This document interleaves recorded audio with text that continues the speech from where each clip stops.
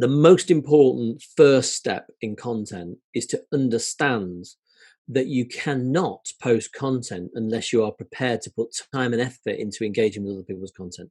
Can't stress that strongly enough.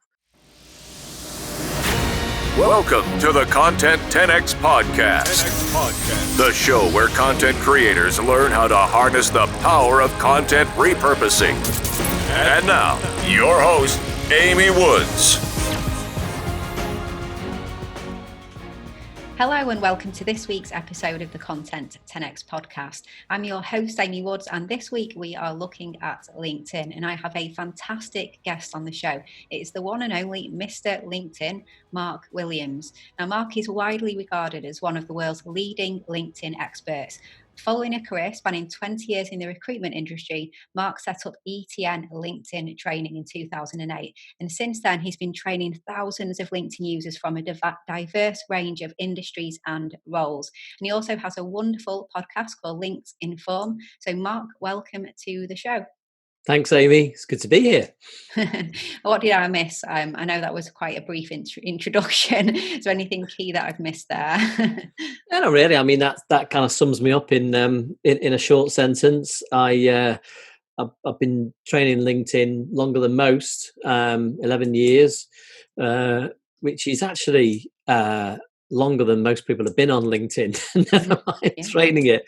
And obviously, as I said, my background before that was recruitment. So when I first started, actually, to be honest, the vast majority of my clients were in the recruitment sector. And as you know, I still have clients in that sector now, but it's a relatively small percentage of my clients now. And that just shows you how much LinkedIn's changed in that time. You know, back in 2008, it was largely regarded as a recruiting platform and not much else, really. And I remember many, would I say battles? Well, you know, challenges in trying to get people to open their eyes to the fact that it was significantly more than that and could be used in significantly more diverse ways. And of course, eventually we got there, but it took a while. Yeah, I mean, you're absolutely right. It was a place where you went to, I guess, like people saw it more as an online CV, didn't they? And you'd go there if you were looking for a job. I certainly remember in the corporate days when people applied for jobs with us, we would check them out on LinkedIn, but it was very much a hiring and recruitment type portal. But so much has changed now, isn't it? And that's, I guess, what we're going to dig into today. But it's very much a content platform as well, and everything else. I'm keen to know, did you see a lot of the changes taking place post the Microsoft acquisition of LinkedIn? Not really. Well, yes and no. So there were changes that you can relate to being time-wise after the Microsoft takeover, but not many of them, if any, really were directly related to Microsoft. Maybe a few of them with regards to the integration with Office and things like that. But LinkedIn big change that was really significant in terms of the way we use it now was the redesign of the whole site, really, the user interface. And that did happen after Microsoft, but only just. So everyone was going, oh, you know, Microsoft have made an immediate change to LinkedIn. And I'm thinking, look, I'm no expert in this, but I'm quite sure it takes more than a couple of months to completely redesign the user interface. And obviously, I was aware of it way before that anyway. And so they haven't really actually got too involved with LinkedIn. I mean, I was dreading it because I'm not a Microsoft person at all. And I was thinking, oh, this is going to be a disaster. But actually, LinkedIn have got their faults, but they've always had their faults. But they've not got worse since Microsoft took them over, which is, I was kind of expecting a Skype thing to happen, which was worrying. But it didn't. And I think that's because they let the businesses like LinkedIn run very independently. So. Oh yeah, I mean, I'm sure there's many people listening now that are probably thinking, well, I didn't even realize that LinkedIn was Microsoft owned, because it's not that overt, is it? And no, so it doesn't really make that much difference. So a couple of weeks ago, I had AJ Wilcox on the show, and and we had a fantastic conversation about LinkedIn ads, and he recommended that you and I speak. So I've got AJ to thank for the conversation today, and I had Louise Brogan on the show as well a few weeks before that. I'm not sure if do you know Louise? Or I know of her. I'm trying to remember. Definitely know the name. She's a LinkedIn coach and consultant too. So she works in with businesses to help them with LinkedIn and standing out on LinkedIn. So with Louise, we spoke about more the profile. So AJ was ads, Louise was getting a winning profile and the headline and things like that. So what I wanted to chat to you about today is kind of more about the content, but I've got loads of questions to ask you first before we even come into content. Right. So a question that I get asked a lot, and I would love to know just your opinion on this, is for businesses, should they post on their profile or their page if it's a small business? So for example, mine, where it's quite personal branding, we're not big like Apple or Google or anything. Well, what would you recommend on profile versus page for smaller businesses? Oh, that's an easy question. I hope they're all as easy as that, Amy. There's really no comparison. It's always personal. Yeah. I mean, AJ would have talked to you about the pay to play side of LinkedIn, which is the ads, and that's where you need a company page. If you want reach with a company page, you've got to advertise. You're not going to reach anybody through posting. And LinkedIn, like most platforms, make it that way on purpose. And they, of course, want you to use your company page, and they'll do all kinds of things to encourage you to do so. And I'm not saying you shouldn't use your company page, but you have to realize why they're doing it. Obviously, they want you to be dependent on your company page. So you eventually realize that actually the only way I'm going to get this thing to work is to start paying LinkedIn lots of money to run ads and sponsored updates. The truth is, with LinkedIn, you can reach massive audiences through your personal profile. And of course, LinkedIn is, by the nature of what it is and always has been, a community of people in business. And so, yes, there are brands, but people are much less interested in the brands. They're much more interested in you and your personal brands. And even if you work in corporate, they're more interested in you. It's just the culture of what LinkedIn has become. So you won't get reach from company pages. So that's a big issue. But also, that's not just the algorithm. It's also us. We don't really want to see much from companies. We want to see from people, and we want to build relationships with people. So, yeah, that's a pretty easy question to answer. And I'm really glad you said that, because that's the advice when we work with our clients. We always say we want to post from your personal profile, and that's what we do. And we, unless there's a strong feeling towards a page, and that's what we've been doing for ourselves. But I sometimes get the only nervousness I get on, is this the right thing to do, or the fact that I neglect the Content 10x page. I have one because I've run ads and things like that, but everything goes off the personal profile. And when someone tags me, so when someone tags Content 10x, and I think, people don't know me, but instead of saying we had Amy Woods on the podcast, they might just kind of tag Content 10x instead.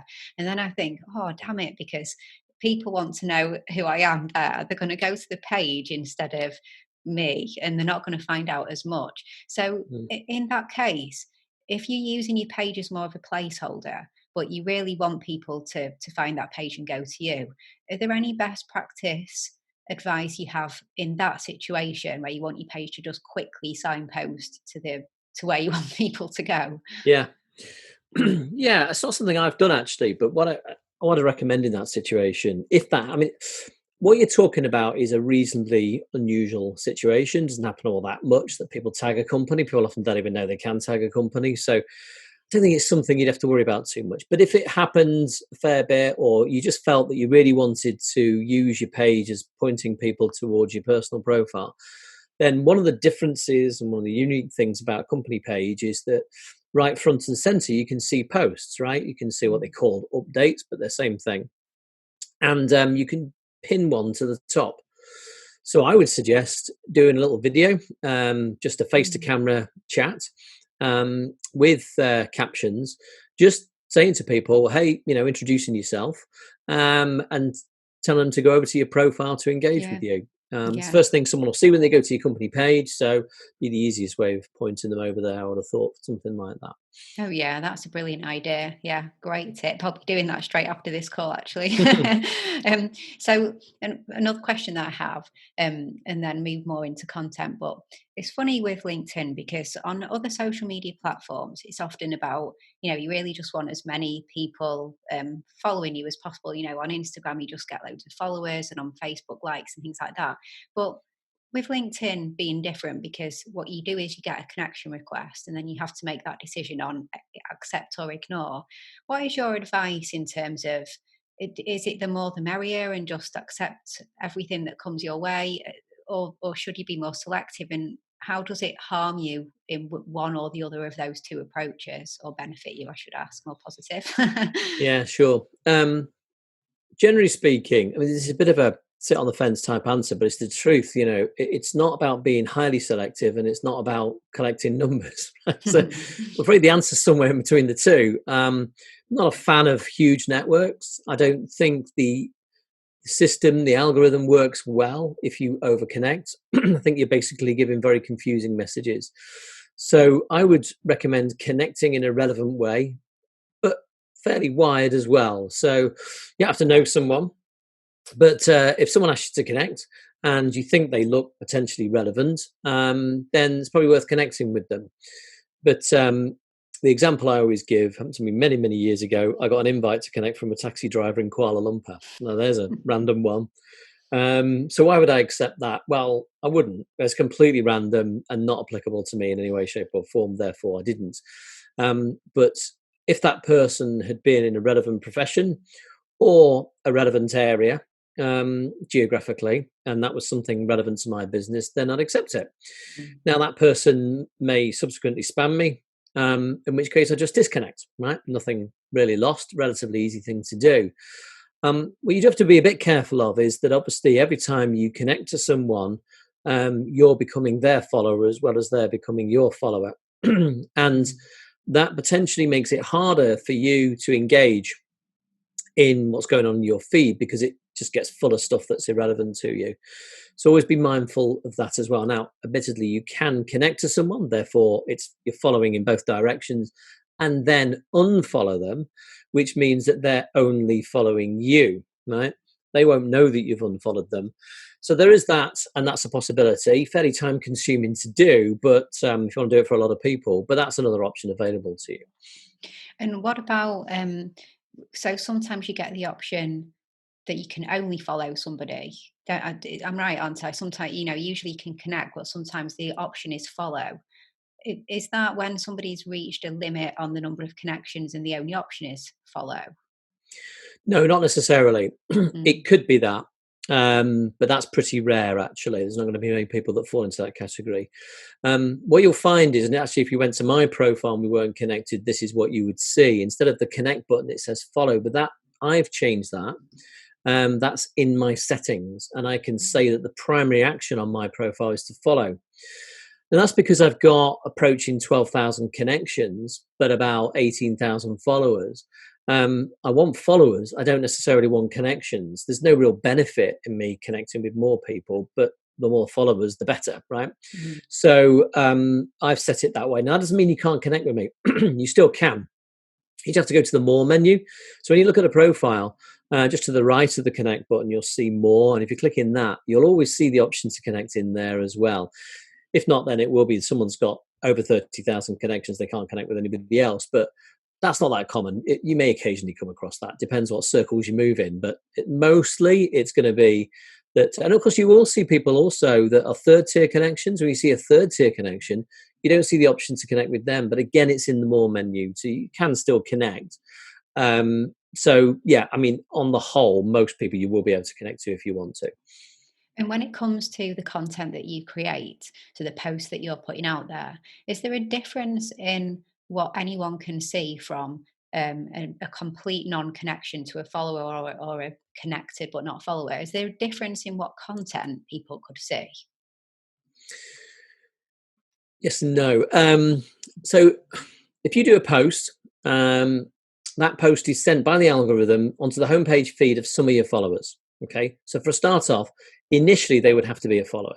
Okay, now they might be following a hashtag that you've used, and also, of course, you might tag them in the post. They're the other exceptions where they may well see that post as well. But initially, it's going to be followers that will see your post, but only a small percentage of them.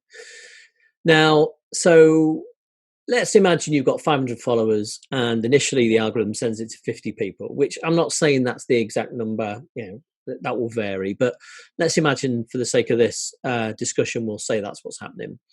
The question is, why those 50? Right now, that's due to something called relevancy, and the algorithm is trying to work out which people that it thinks are most relevant, or you're most relevant to them. Now, that therefore means that you could do 2 posts on the same day in subsequent weeks, okay? But those posts be different. The content may be different, but equally, in between times, your relevancy may have changed. So you could say that in week 1, I see your post because the algorithm thinks you're relevant to me. But by the time we get to the next week, things have changed somewhat. You've engaged with other people, and it considers that there are 50 people who are more relevant than me.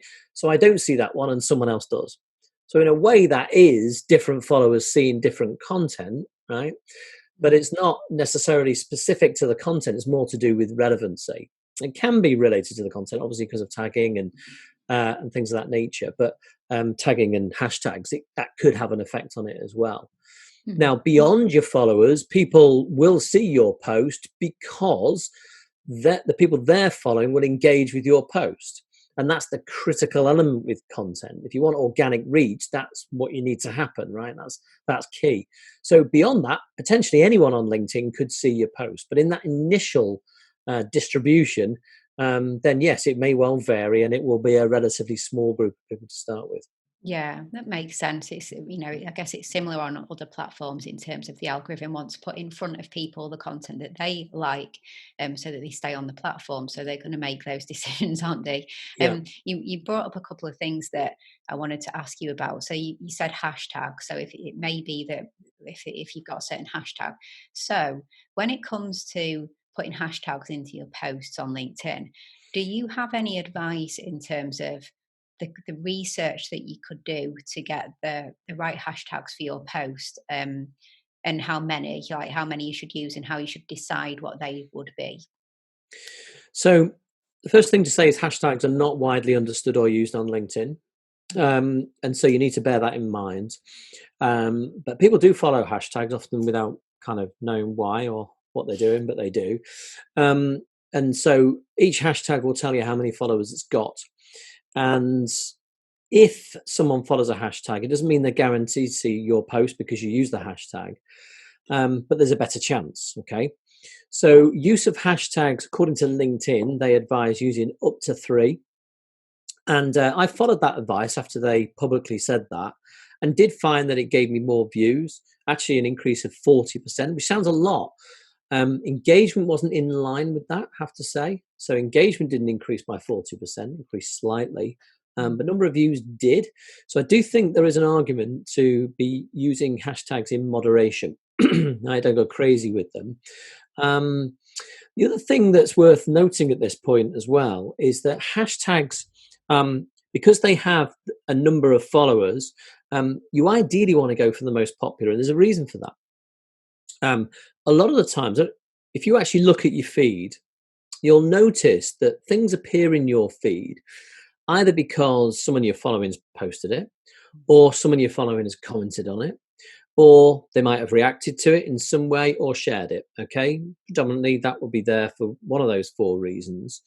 But often when I look at my feed, it's not one reason, it's more than one reason. So that might be that 2 people that I'm following have commented on it, or one person I'm following has posted it, but another person that I'm following commented on it. So the fact that I'm following them, I didn't see it. But the fact that someone that I'm following commented as well, that made it kind of double impact, I call that.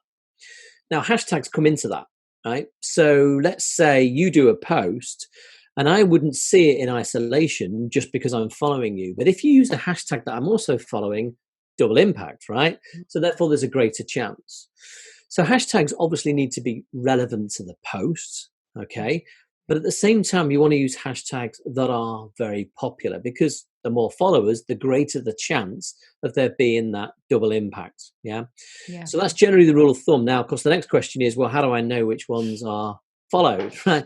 And that's not easy. Fortunately, a friend of mine, a guy you may have heard of, Andy Foote, who's a LinkedIn trainer over in the US, Chicago, I think, if I remember rightly, he's actually done the research on this. So he has a hot hashtags list that he updates from time to time. So I can certainly send you that resource in terms of his page where he does that. Oh, brilliant. And you can get an idea from that in terms of the most popular hashtags.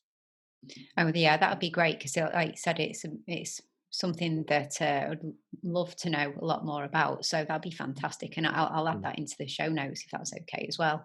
It's worth noting, though, Amy, it's not a game changer. As in No.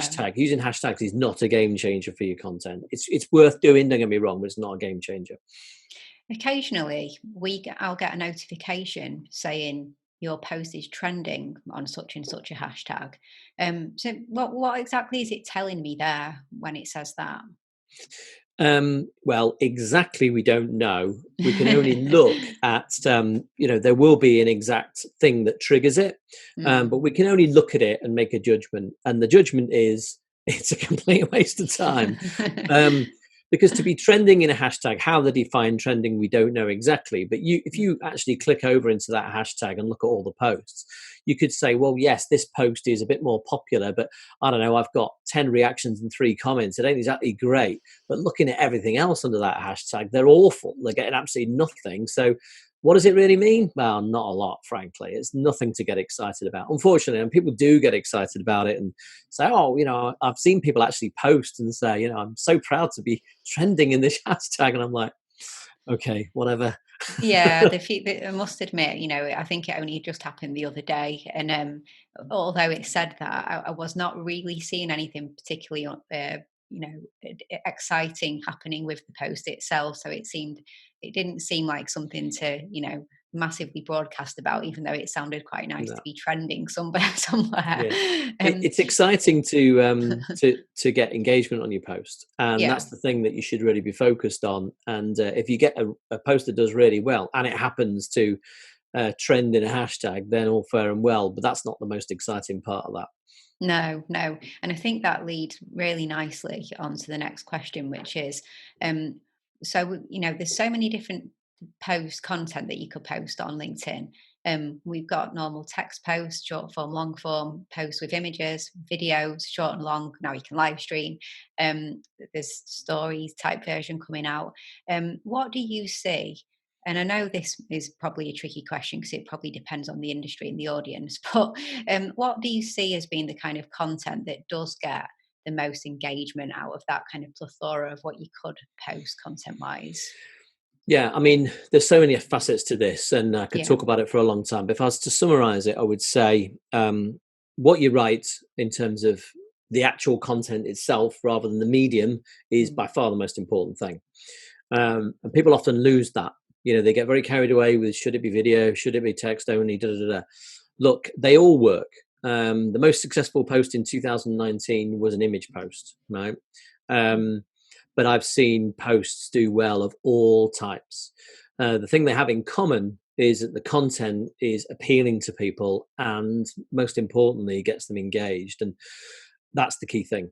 But the most important first step in content is to understand that you cannot post content unless you are prepared to put time and effort into engaging with other people's content.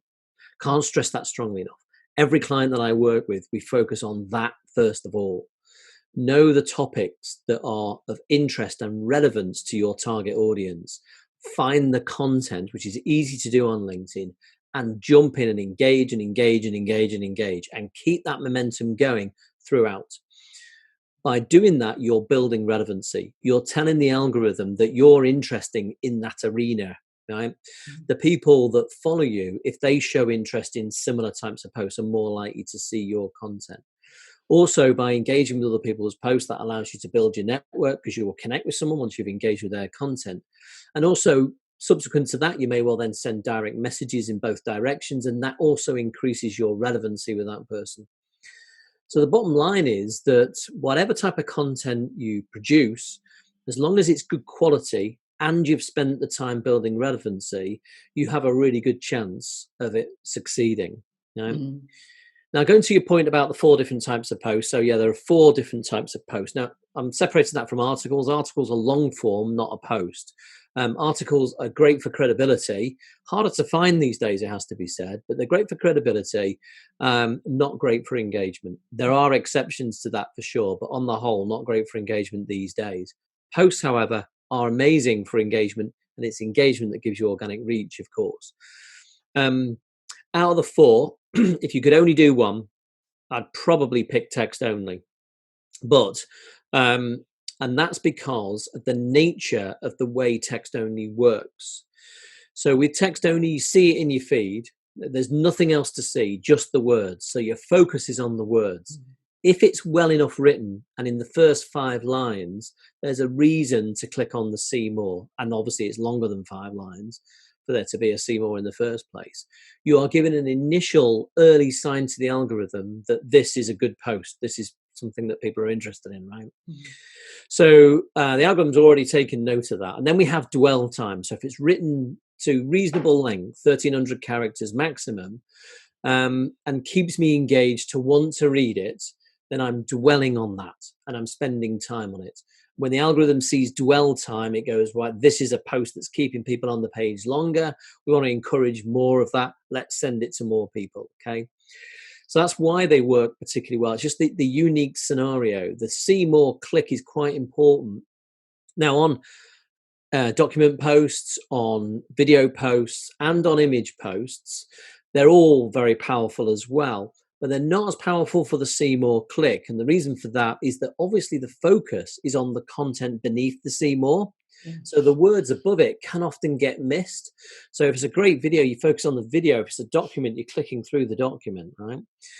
The difference with a document post is that it does have a necessity to click in order to read the next page. Now, video doesn't, of course. Now, video views are counted slightly differently, as I'm sure you know. You need 3-second pause on it in order for it to count as a view. So view numbers are always a bit lower. With document posts, they're counted in the same way as other types of posts, but you will often find you get a high number of views. The reason for that is there's a click. And the more pages there are, the more clicks there are. And that's really beneficial. Hey, just a little break from this podcast episode to ask you a question. Would you like one single place that you can go to that provides you with everything you need to be able to implement the best practices in content repurposing for your video content, your podcast episodes, and your social media content today? To help you get more value from the content that you create, get more time back, and help you reach more people than you ever thought possible. If so, then you are going to love the Content 10x Toolkit. The toolkit is full of video tutorials, templates, checklists, swipe files, step-by-step guides and more that shows you how to repurpose your content in the best ways possible today. No more Googling, no more figuring it out yourself. We provide you with everything that you need to become a content repurposing pro. If this sounds like something that would interest you, then go check out the Content 10x Toolkit at content10x.com/toolkit. Okay, and back to this week's episode. Oh, I see. Okay.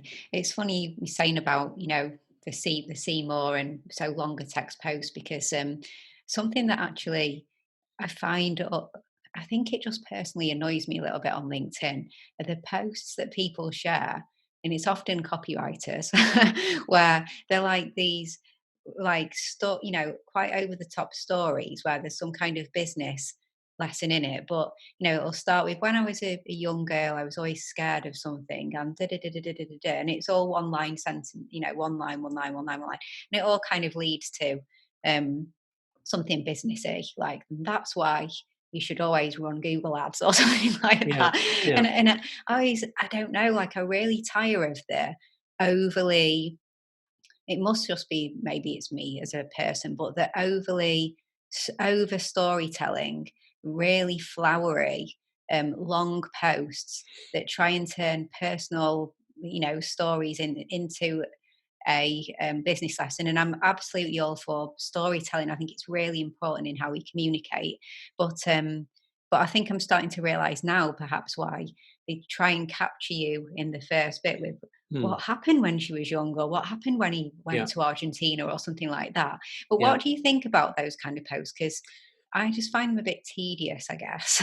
Yeah, I mean, I don't see too many, if I'm honest. And the principles are all there. I mean, it sounds like a good post in principle, but obviously the story's got to be good. And stories that are good are generally personal.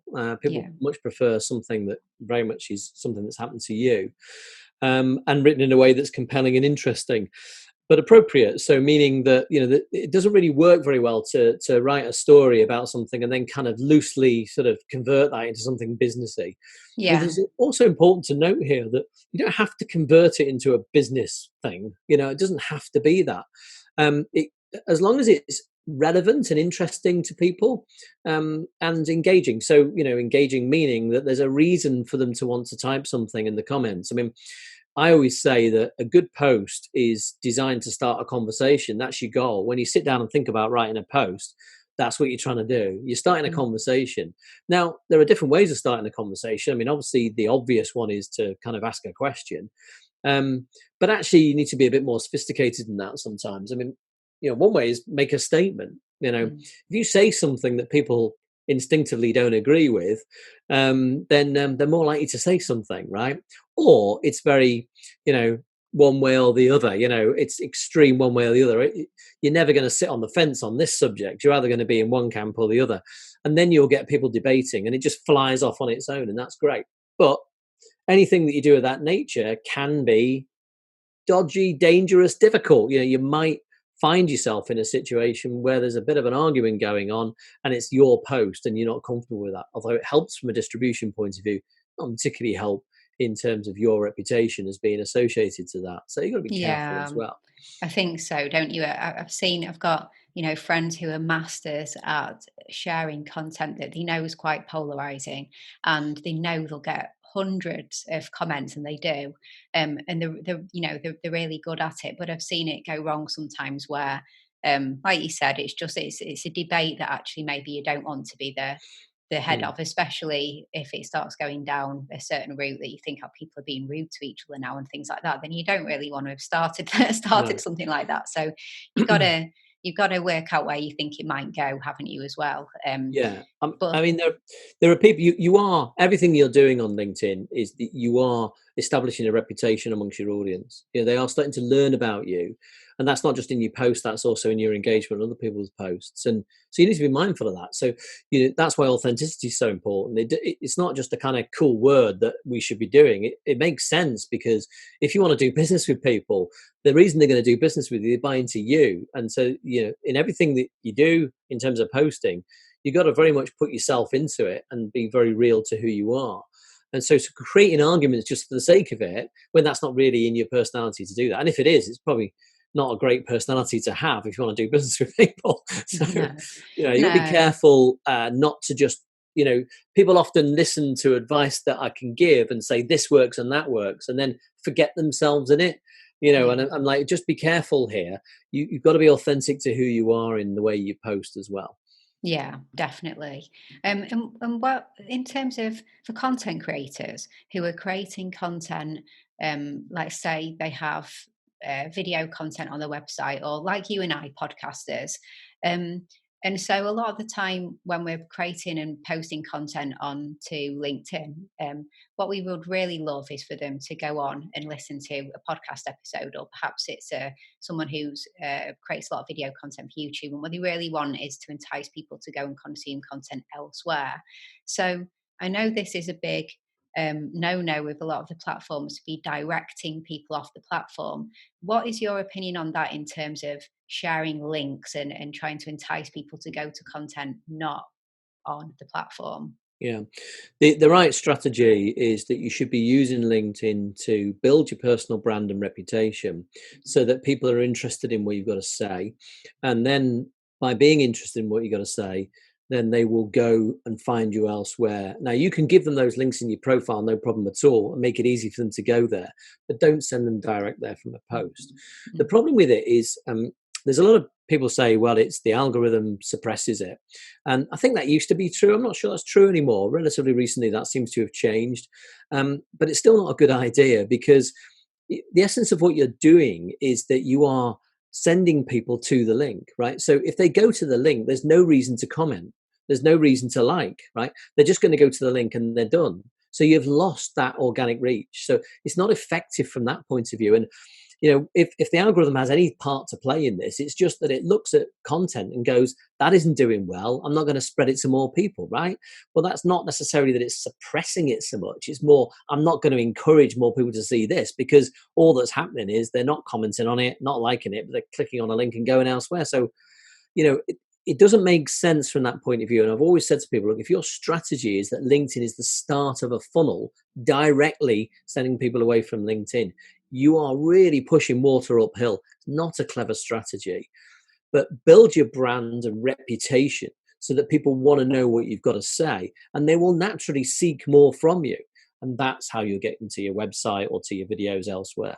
Yeah, it completely makes sense. And so when people talk about tactics of doing a post and then right, what you want to do is put the link in the first comments, or what you want to do is post it, wait 10 minutes, then edit it and put the link in and things like that. So it's all kind of tricking the algorithm that you can get this link in. But basically what you're saying is it probably doesn't matter whether you first comment, put it in or whatever. It's just what happens as a result. What are the interactions that happen after, and that's going to be measured not just immediately after, but I guess it's just going to keep being measured against that post, isn't it, for hours and days to come. That's how it is now. I mean, it definitely used to be that the algorithm did suppress, so the edit method and the link in the comments was viable. And of course, there were times when you really needed to post a link. Let's say you had an event in the days when we could meet people face to face, and you had an event or even just a webinar event, and you wanted people to register. You've got to get them to the site to register. So there were times when you need to do it, and that was the right technique. But now the algorithm isn't necessarily suppressing. It's just that it's not going to be the most successful post because you are sending people away from the idea of commenting. You've got to start a conversation. That's the most important thing. Yeah, absolutely. One final question, something that we've not touched on that I'd love to know your thoughts on. Live streaming. So I know it's still being rolled out, and it's still invitation only, or request only. What are your views on how live streaming is working on LinkedIn? Yeah, it's an interesting one. When it first came out, I was like, I'm dead against this. I don't like it at all. And the reason why I said that was, and I still believe that to a certain extent, is that, LinkedIn's quite different as a platform in that the vast majority of people that are on LinkedIn are at work. Very, very time short. Okay. This is very relevant to posting as well. To get someone's attention, you got to make it really easy to get their attention and really easy for them to comment, because people are extremely time short. So I could never quite get my head around the fact that people are going to be working at their desk and then it flashes up to say, Mark Williams has gone live on LinkedIn, and then go, all right, let's just drop everything and sit and watch this for half an hour. To me, that's just not LinkedIn as a community. Now, don't get me wrong. There are communities within communities. If your community is social media managers and that's who you sell to, they probably would do that, right? That would be part of their job to watch a live stream, right? So fine. But if you're dealing with, CEOs of small to medium-sized companies, you've got absolutely no chance of getting them on your live, okay? Now, more recently, they brought out the way that you could combine LinkedIn events with LinkedIn Live. Now, that all of a sudden changes the dynamic, because now you can schedule a live, okay? Yeah. Much better. So you can say to someone, hey, look, I'm going to be talking about this. Book on, sign up to do it, and you can do that all through LinkedIn, no external links or anything. And that, to me, was the deal breaker. Once that happened, then I was interested and I applied to get live, and I haven't done many, I've done a couple. Now, there is another problem though, which is, and I do not understand why they do this, but when you create a live in that situation, only the people that register can watch the recorded version of the live. Right? Oh. I have no idea why, but that is a big problem, right? Because again, only so many people are going to actually be able to, organize to see it live. You want it to be available to other people. They can see it in the feed, but that unfortunately is the case at the moment, right? So I'm still not sure really which the best way of doing it is. I personally think if they just took away that restriction, would be there, and it could be a successful medium. In terms of how will they work at the time, you get a lot of engagement because it's chat, right? So very different from a post. A post are kind of thoughtful comments, people engaging with each other, but it's not chatty in that sense. Whereas obviously a live stream is very chatty, and there's lots of comments that are nothing comments, but they potentially have the effect of bringing other people in, right? To see you, not necessarily into that live at the time, but certainly to see who you are. So I'm still undecided about it, if I'm honest. I think if they could sort out that issue, and it's not a glitch, it's a design fault, but it's one of those things that they've obviously purposely decided to do that. It's not like, oh yeah, we never thought that one through. It's like they have thought about it, and they've decided, for whatever reason, I can't get my head around, that they only want people who registered to see the replay of it. If they change that, I'll be a fan, and I'd say great. Otherwise, not at all convinced about live for LinkedIn. I mean, some people love live streaming, but in all honesty, you've got to know your audience. It's not about whether you love live streams, it's about whether you think your audience are actually going to spend the time to want to watch it. And in my experience with the clients that I work with, the vast majority of their clients wouldn't go anywhere near it. No, it's like you said, there's a lot of people who love to live stream, but that's not enough. Are there enough people who like to consume live stream, isn't it? And it's you have to know your audience, don't you? And it's the same for the other platforms as well. You know, same if nobody goes to Facebook to spend an hour on Facebook watching a live stream. They go to get bite-sized content, and the exceptions are YouTube. Actually, you do go there to consume video content. You may be more in frame of mind for longer form content. So, but like you said, it then depends on your audience. It could be with social media, it could be live stream specialists who like to watch each other doing live streams and that kind of thing. So it really, really does depend, doesn't it?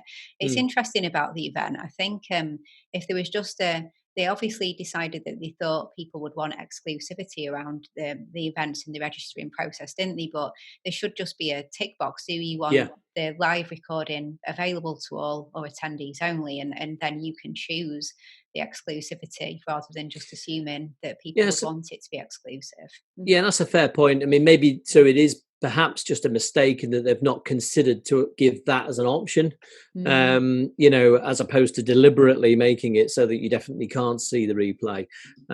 Maybe that simple solution would be what we're looking for. In my experience, LinkedIn are quite slow to change things like that.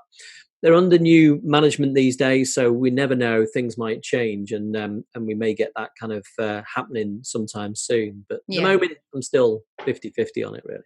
Yeah. All right. So I usually end the show by asking, what's the one big tip that you would give people just getting started? I'm going to change it slightly. What's the one big mistake that you would like to see people avoid on LinkedIn? Okay, I'm going to pick one that because I think it's really important that people don't get tempted by this, which is automation. Okay. We have a really, really valuable platform that gives you the kind of reach that you can't imagine getting anywhere else, that gives you the opportunity to engage with an audience that you often can't reach in any other place. LinkedIn's so valuable, okay? But there are people out there that are successfully selling products that allow you to automate part of the LinkedIn process. So sending out multiple connection requests, sending out multiple messages to people automatically as soon as you've connected to someone. And all that does is those valuable contacts that we want to get to know, it just puts them off LinkedIn, right? And so it sounds sexy. People are drawn to it like a magnet and think, this sounds cool. I can do all this stuff and it not take any time at all. And it sounds great. But actually what you're doing is ruining the platform. You also, in addition to that, if that doesn't bother you and you think, well, I don't care about LinkedIn as long as I can make some money out of it for a couple of years and then I'm off, right? I get that might be your attitude. I don't like it, but I get that might be your attitude. But in that 2 years, there's a good chance that you'll get banned from LinkedIn as well. I know quite a few people who have had that happen. One guy, 85,000 followers gone overnight by using automation. You don't get a warning. You don't get a second chance. You're just off. So Wow. that would be my thing, is just don't go anywhere near automation. If you want this tool to work for you, you have to accept and understand that, like most good things in life, you got to put time and effort into it. And if you do, the rewards are there. But shortcuts through automation, keep well clear of that. Absolutely love that you said that, because it's just music to my ears. Because anyone listening who's been listening for a while to me knows that I'm all about anti-automation on all the social media platforms. I could not agree with you more. So, what a great advice and great way to end the interview. I could talk to you for ages. There's so many other questions I could ask you, but we'll have to do phase 2 another time, maybe. So, Mark, thank you so much for coming on the show. Really appreciate it. Where should we send people to? Well, LinkedIn. But is there any particular call to action you'd like to give people who? Yeah, I mean, obviously LinkedIn is the best place to find me. But as you mentioned, I have a podcast, LinkedIn Formed. The website for that is linkedinformed.com, where you can see all the recent episodes. It's we're approaching 300 episodes now, so there's plenty of content there for people who want to know more about LinkedIn. Brilliant. Okay, we'll make sure we put links to all of that in the blog post and the podcast show notes. Great. So thank you so much. It's been a great episode, great conversation. So thanks so much for coming on. Great. Thanks, Amy.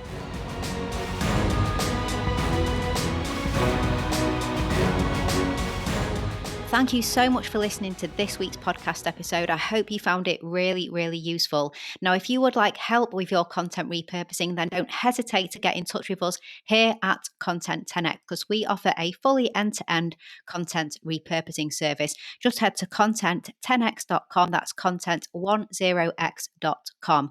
And if you prefer a DIY approach and you'd like to learn more about content repurposing in your own time, then why not get a copy of my book, Content 10x, More Content, Less Time, Maximum Results. It really is the ultimate guide to repurposing every type of content, and it's available in paperback, Kindle format, and in audiobook as well.